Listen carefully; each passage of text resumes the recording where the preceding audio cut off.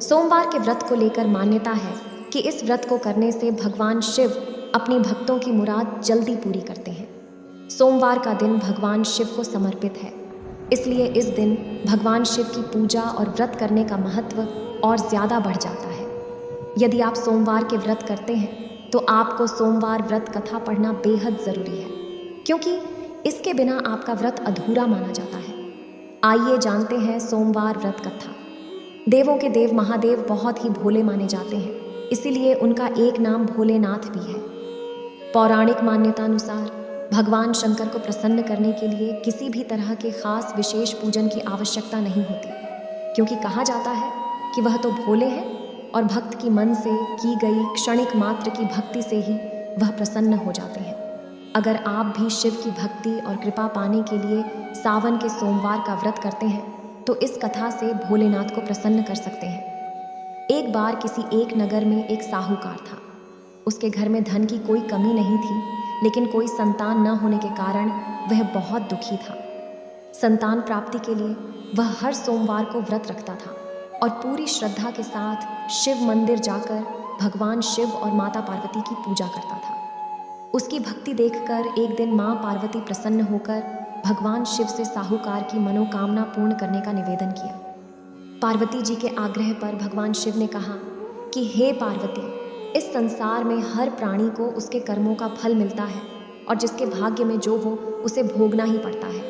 लेकिन पार्वती जी ने साहूकार की भक्ति देखकर उसकी मनोकामना पूर्ण करने की इच्छा व्यक्त की। माता पार्वती के आग्रह पर शिव जी ने साहूकार को पुत्र प्राप्ति का वरदान तो दिया, लेकिन उन्होंने बताया कि यह बालक 12 वर्ष तक ही जीवित रहेगा। माता पार्वती और भगवान शिव की बातचीत को साहूकार सुन रहा था, इसलिए उसे न तो इस बात की खुशी थी और ना ही दुख। वह पहले की भांति शिव जी की पूजा करता रहा। कुछ समय के बाद साहूकार की पत्नी ने एक पुत्र को जन्म दिया। जब वह बालक 11 वर्ष का हुआ तो उसे पढ़ने के लिए काशी भेज दिया गया।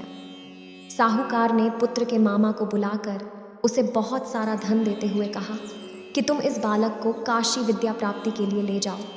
तुम लोग रास्ते में यज्ञ कराते जाना और ब्राह्मणों को भोजन दक्षिणा देते हुए जाना। दोनों मामा भांजे इसी तरह यज्ञ कराते और ब्राह्मणों को दान दक्षिणा देते काशी नगरी निकल पड़े। इस दौरान रात में एक नगर पड़ा जहां नगर के राजा की कन्या का विवाह था, लेकिन जिस राजकुमार से उसका विवाह होने वाला था वह एक आंख से काना था।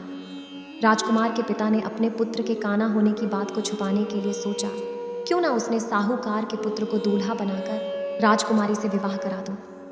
विवाह के बाद इसको धन देकर विदा कर दूंगा और राजकुमारी को अपने नगर ले जाऊंगा। लड़के को दूल्हे के वस्त्र पहनाकर राजकुमारी से विवाह करा दिया गया। साहूकार का पुत्र ईमानदार था, उसे यह बात सही नहीं लगी, इसलिए उसने अवसर पाकर राजकुमारी के दुपट्टे पर लिखा कि तुम्हारा विवाह तो मेरे साथ हुआ है, लेकिन जिस राजकुमार के संग तुम्हें भेजा जाएगा वह एक आंख से काना है। मैं तो काशी पढ़ने जा रहा हूँ। जब राजकुमारी ने चुन्नी पर लिखी बातें पढ़ी तो उसने अपने माता पिता को यह बात बताई। राजा ने अपनी पुत्री को विदा नहीं किया, फिर बारात वापस चली गई। दूसरी ओर साहूकार का लड़का और उसका मामा काशी पहुँचे और वहाँ जाकर उन्होंने यज्ञ किया। जिस दिन लड़का 12 साल का हुआ उस दिन भी यज्ञ का आयोजन था। लड़के ने अपने मामा से कहा कि मेरी तबीयत कुछ ठीक नहीं है। मामा ने कहा कि तुम अंदर जाकर आराम कर लो। शिव जी के वरदानुसार कुछ ही देर में उस बालक के प्राण निकल गए। मृत भांजे को देख उसके मामा ने विलाप करना शुरू किया। संयोगवश उसी समय शिव जी और माता पार्वती उधर से जा रहे थे। पार्वती माता ने भोलेनाथ से कहा, स्वामी, मुझे इसके रोने के स्वर सहन नहीं हो रहा, आप इस व्यक्ति के कष्ट को अवश्य दूर करें। जब शिव जी मृत बालक के समीप गए तो वह बोले कि यह उसी साहूकार का पुत्र है जिसे मैंने 12 वर्ष की आयु का वरदान दिया था। अब इसकी आयु पूरी हो चुकी है। लेकिन मातृभाव से विभोर माता पार्वती ने कहा कि हे महादेव, आप इस बालक को और आयु देने की कृपा करें, अन्यथा इसके वियोग में इसके माता पिता भी तड़प तड़प कर मर जाएंगे। माता पार्वती के पुण्य आग्रह पर भगवान शिव ने उस लड़के को जीवित होने का वरदान दिया। शिव जी की कृपा से वह लड़का जीवित हो गया। शिक्षा पूरी करके लड़का मामा के साथ अपने नगर की ओर वापस चल दिया। दोनों चलते हुए उसी नगर में पहुंचे जहां उसका विवाह हुआ था। उस नगर में भी उन्होंने यज्ञ का आयोजन किया। उस लड़के के ससुर ने उसे पहचान लिया और महल में ले जाकर उसकी खातिरदारी की और अपनी पुत्री को विदा किया। इधर साहूकार और उसकी पत्नी भूखे प्यासे रहकर बेटे की प्रतीक्षा कर रहे थे। उन्होंने प्रण कर रखा था कि यदि उन्हें अपने बेटे की मृत्यु का समाचार मिला तो वह भी प्राण त्याग देंगे, परंतु अपने बेटे के जीवित होने का समाचार पाकर वह बेहद प्रसन्न हुए। उसी रात भगवान शिव ने साहूकार के स्वप्न में आकर कहा, हे श्रेष्ठी, मैंने तेरे सोमवार के व्रत करने और व्रत कथा सुनने से प्रसन्न होकर तेरे पुत्र को लंबी आयु प्रदान की है। इसी प्रकार जो कोई सोमवार व्रत करता है या कथा सुनता और पढ़ता है, उसके सभी दुख दूर होते हैं और सभी मनोकामनाएं पूर्ण होती हैं। भक्तगण, तो ये थी सोमवार व्रत कथा।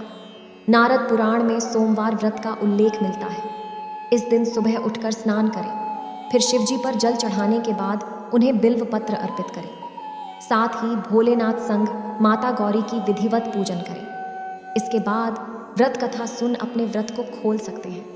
मान्यता के मुताबिक इस व्रत में 3 पहर की उपवास रखी जाती है, यानी शाम के वक्त व्रत खोल दिए जाते हैं। दरअसल सोमवार व्रत 3 तरह के होते हैं। इनमें प्रति सोमवार व्रत, सौम्य सोमवार व्रत और 16 सोमवार व्रत शामिल हैं, परंतु इन सभी व्रतों में पूजन विधि एक समान रहते हैं।